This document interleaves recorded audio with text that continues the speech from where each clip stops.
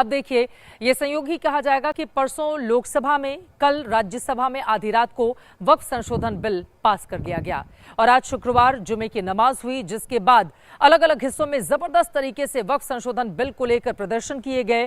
इसको वापस लेने की मांग की गई, कोर्ट का दरवाजा खटखटाने की भी बात कही गई है। आज दिन भर देश के अलग अलग शहरों में इसको लेकर किस तरह से मचा रहा बवाल, उसको बताती हुई अब हमारी अगली रिपोर्ट। कोलकाता, मुंबई, अहमदाबाद और लुधियाना, देश के अलग अलग इलाकों में मुस्लिम समुदाय के लोगों ने प्रदर्शन किया। जुमे की नमाज के बाद सड़क पर उतरे, काला बिल्ला लगाकर प्रदर्शन किया और वक्फ संशोधन बिल को रद्द करने की मांग की।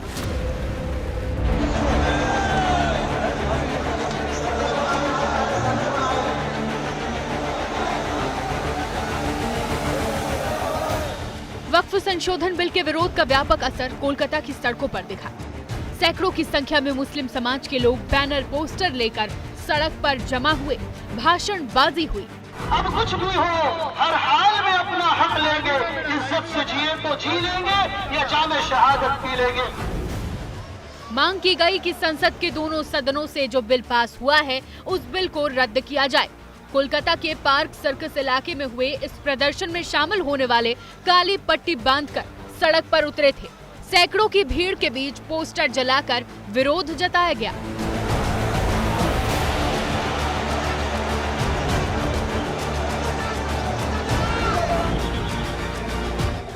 दोपहर की नमाज के बाद मुस्लिम समुदाय के लोगों ने अहमदाबाद में भी प्रदर्शन किया, पुतला जलाने की कोशिश की, जिसके बाद पुलिस ने प्रदर्शनकारियों को हिरासत में ले लिया। ये सरकार मंदिरों की जमीन चोरी करती है, राम भूमि की जमीन चोरी करी है, अब मस्जिदों की जमीन चोरी करने की फिराक कर। मुसलमानों को जबरदस्ती दबा दबा के बिल पास है, हमारा बिल पास हमको वापस दो, हम नहीं तो मारेंगे मरेगा, खून ले जा देंगे, हम नहीं जाने देंगे। देश के जिन राज्यों में आज मुस्लिम संगठनों ने प्रदर्शन किया है, उनमें पंजाब, पश्चिम बंगाल, असम, बिहार, झारखंड, गुजरात, महाराष्ट्र, कर्नाटक, तमिलनाडु, तेलंगाना के अलग अलग जिले शामिल हैं।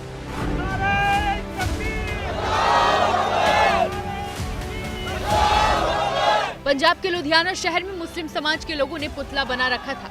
वक्फ बिल के विरोध में नारे लिखे थे। बिल रद्द करने की मांग करते हुए पुतला जलाकर अपना विरोध जताया, सड़क पर खड़े होकर नारेबाजी की।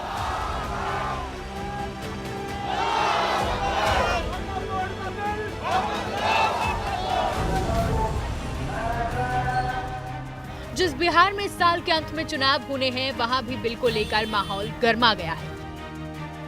नीतीश सरकार मुस्लिम संगठनों के निशाने पर है। जमुई में मुस्लिम समुदाय के लोगों ने जुमे की नमाज के बाद जोरदार प्रदर्शन किया।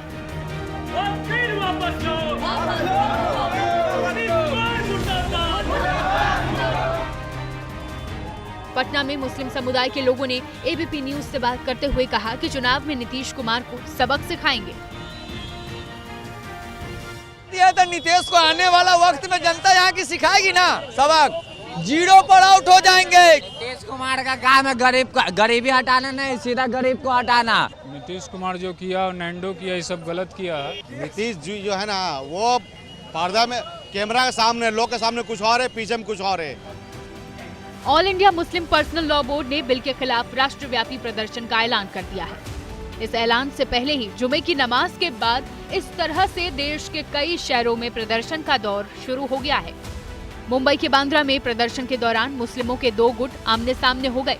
एक गुट बिल का समर्थन कर रहा था, जबकि दूसरा गुट विरोध। हुआ ये कि एक गुट बिल के समर्थन में जन जागरण चला रहा था, तभी दूसरे गुट के लोगों ने रोका तो विवाद हुआ।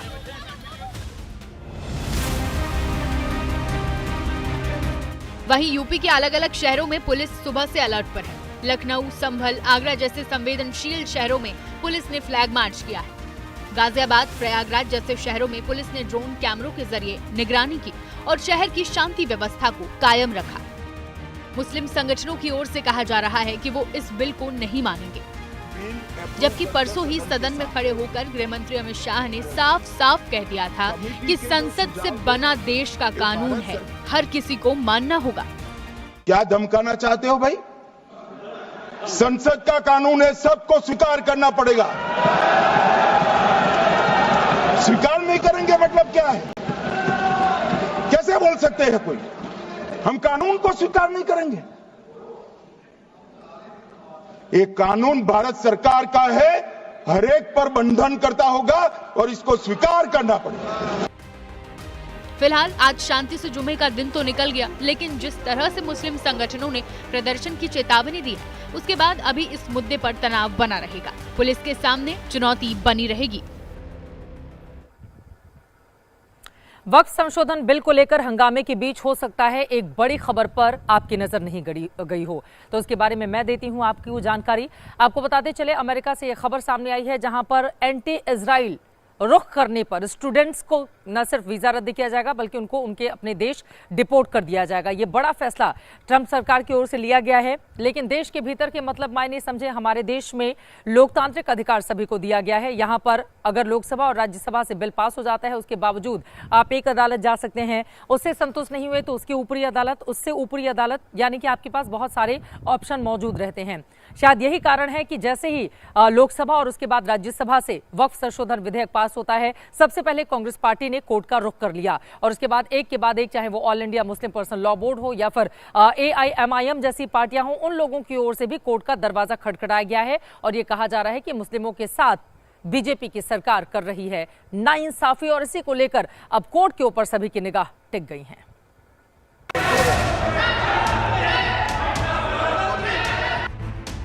संसद में 2 दिन फुल डे फुल शो। आज हम ये संशोधन लेके नहीं आते तो जिस सदन में हम बैठे हैं, ये पार्लियामेंट बिल्डिंग, इसको भी क्लेम किया जा रहा था। ये बिल सिर्फ एक विशेष समुदाय के जमीन पर इनकी नजर है, कल दूसरे समुदायों के जमीन पर इनकी नजर जाएगी। वक्फ बिल पर आधी रात तक चर्चा। संसद का कानून है, सबको स्वीकार करना पड़ेगा। कुल 107 वक्ता और 26 घंटे चर्चा। वक्फ बोर्डों ने भू माफियाओं की तरह काम किया है। लोकसभा में 13 घंटे लगातार बहस। उनको फाड़ता हूं, ये अनकॉन्स्टिट्यूशनल है सर। राज्यसभा में भी 13 घंटे नॉनस्टॉप। हम मुसलमानों को नहीं डरा रहे हैं, आप डरा रहे हैं। वक्फ बिल पर देश की संसद ने ओवरटाइम किया, जितने भी किंतु परंतु थे सब पर बात की। अंतिम नतीजा ये रहा कि नया वक्फ बिल पहले लोकसभा से पारित हुआ, फिर राज्यसभा से भी पास हो गया। पक्ष में 288, विपक्ष में 232। प्रस्ताव स्वीकृत हुआ और विधेयक यथा संशोधित पारित हुआ। आइज 128,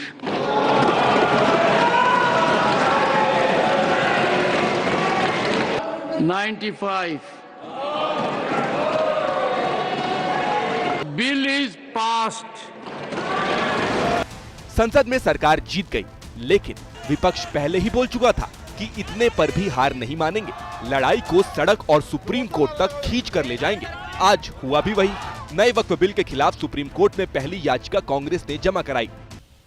बिल में संशोधन करने का हक सभी सरकार का है, इसमें कोई शक नहीं है, लेकिन जो बुनियादी प्रोटेक्शन है कॉन्स्टिट्यूशन के तहत किसी के लिए भी, किसी इंडियन सिटीजन के लिए, उसको जब आप वायलेट करेंगे और अपने नंबर्स का दुरुपयोग करेंगे, उसी के तहत हमने सुप्रीम कोर्ट में जाने का फैसला किया है। आगे बढ़े उससे पहले आप देखें कि वक्फ का मैटर संसद से सुप्रीम कोर्ट पहुंचा है, तो उसमें 3 ही मूल सवाल हैं। पहला, विपक्ष किस आधार पर वक्फ बिल को चुनौती दे रहा है? क्या सुप्रीम कोर्ट विपक्ष की याचिका को स्वीकार करेगा? क्या नए वक्फ कानून के रद्द होने की जरा भी गुंजाइश है? कांग्रेस के पीछे पीछे AIMIM भी याचिका लेकर सुप्रीम कोर्ट पहुंच गई। ABP न्यूज से खास बातचीत में असदुद्दीन ओवैसी ने कहा कि वक्फ बिल पर लड़ाई खत्म नहीं हुई है, मुसलमान हार मानने वाले नहीं। दरगाहें उनके कंट्रोल में आ जाए, इमाम बाड़े उनके कंट्रोल में आ जाए, इस तरह का कानून बीजेपी बना रही है कि इस मुसलमानों को जलील और रुस्वा करने की कोशिश की जा रही है, हमको सेकंड ग्रेड सिटीजन बनाया जा रहा है। हिटलर के जमाने में ऐसी होता था, यहूदियों की इबादत गाहों को निशानदेही की जाती थी, उसको बंद कर दिया जाता था, तो यही काम हो रहा है। और आप प्रैक्टिसिंग मुसलमान का मतलब क्या है कि किरण रिजिजू की तरह वो क्लीन शेव हो या ओवैसी की तरह दाढ़ी हो? आर्टिकल 300A कॉन्स्टिट्यूशन कहता है प्रॉपर्टी मेरी राइट है, मैं जो चाहे कर लूं। आर्टिकल 14 का वायलेशन, इक्वालिटी का वायलेशन है, 15 का वायलेशन है। सवाल यह है कि सुप्रीम कोर्ट तो है, मगर नुकसान कितना होगा जब आप मस्जिदों को बोल देंगे ये गवर्नमेंट प्रॉपर्टी है, जब आप मस्जिदों को बोल देंगे कि नहीं सिर्फ प्राचीन मंदिरों की हिफाजत होगी, मस्जिदों की नहीं होगी, तो कितना बड़ा नुकसान होगा। प्रस्ताव स्वीकृत हुआ और विधेयक यथा संशोधित पारित हुआ। अब देखें कि नए वक्फ बिल के खिलाफ कांग्रेस और विपक्षी दल किस आधार पर सुप्रीम कोर्ट का दरवाजा खटखटा रहे हैं।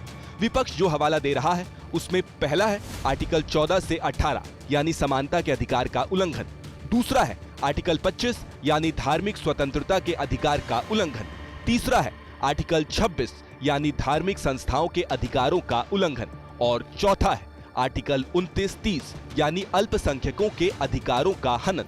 हालांकि इन सारे आरोपों पर सरकार संसद के दोनों सदनों, दोनों चर्चाओं में जवाब दे चुकी है कि वक्फ बोर्ड कोई धार्मिक संस्था नहीं, सिर्फ एक ट्रस्ट है। वक्फ एक अरबी शब्द है, एक प्रकार का चैरिटेबल एंडोनमेंट है। इसमें दान देता है, वो शब्द का बड़ा महत्व है। दान उस चीज का ही कर्ज किया जा सकता है जो हमारा है। सरकारी संपत्ति का दान मैं नहीं कर सकता। सुप्रीम कोर्ट संविधान का संरक्षक है। वो सुनिश्चित करता है कि संसद जो कानून बना रही है उसमें कहीं संविधान का मूल ढांचा तो नहीं बदला जा रहा। ऐसा दिखने पर ही वो उसे रद्द करता है, वरना नहीं। इसमें कोई भ्रम नहीं है कि संविधान में संशोधन संसद का ही अधिकार है। कानूनी जानकारों को नहीं लगता कि वक्फ बिल पर सरकार का होमवर्क कमजोर रहा होगा। एक पार्लियामेंट के द्वारा पास किया गया कानून है। सुप्रीम कोर्ट ऐसे मामलों में बिना सरकार के पक्ष को जाने कानून पे रोक नहीं लगाता है, और ये मामला जब बहस होती है और पूरी तरीके से इस मामले में पूरी बहस हो जाती है, उसके बाद ही डिसाइड होता है कि कानून संविधान के हिसाब से है या संविधान के खिलाफ है। तो कानून पे रोक लगाना पहली सुनवाई में बहुत ही मुश्किल होता है। हालांकि अतीत के पन्ने पलटे तो ऐसे मामलों में विपक्ष को सुप्रीम कोर्ट में ज्यादातर हार का मुंह देखना पड़ा है। इलेक्टोरल बॉन्ड स्कीम 2018 को चुनौती दी गई, सुप्रीम कोर्ट ने फैसला दिया, सरकार का फैसला रद्द कर दिया। अनुच्छेद 370 को खत्म करने के फैसले को चुनौती दी गई, जिसे दिसंबर 2023 में सुप्रीम कोर्ट ने बरकरार रखा था। नागरिकता संशोधन अधिनियम को चुनौती दी गई। मार्च 2024 में सुप्रीम कोर्ट ने CAA नियमों पर रोक से इनकार कर दिया। 3 तलाक विधेयक 2019 को चुनौती दी गई। जनवरी 2025 में सुप्रीम कोर्ट ने संवैधानिकता पर सुनवाई शुरू की। चुनाव संचालन नियम 1961 में संशोधन को चुनौती दी गई। फरवरी 2025 में सुप्रीम कोर्ट ने केंद्र को नोटिस जारी किया। इनमें से बहुत से मामले हैं जिन पर विपक्ष ने पहले सरकार पर और फिर जब फैसला पक्ष में नहीं आया तो सुप्रीम कोर्ट पर भी सवाल खड़े कर दिए थे। तो क्या वक्फ बिल को लेकर भी ऐसा ही होगा? फैसला मनचाहा नहीं आया तो फिर कोर्ट पर उंगली उठाई जाएगी?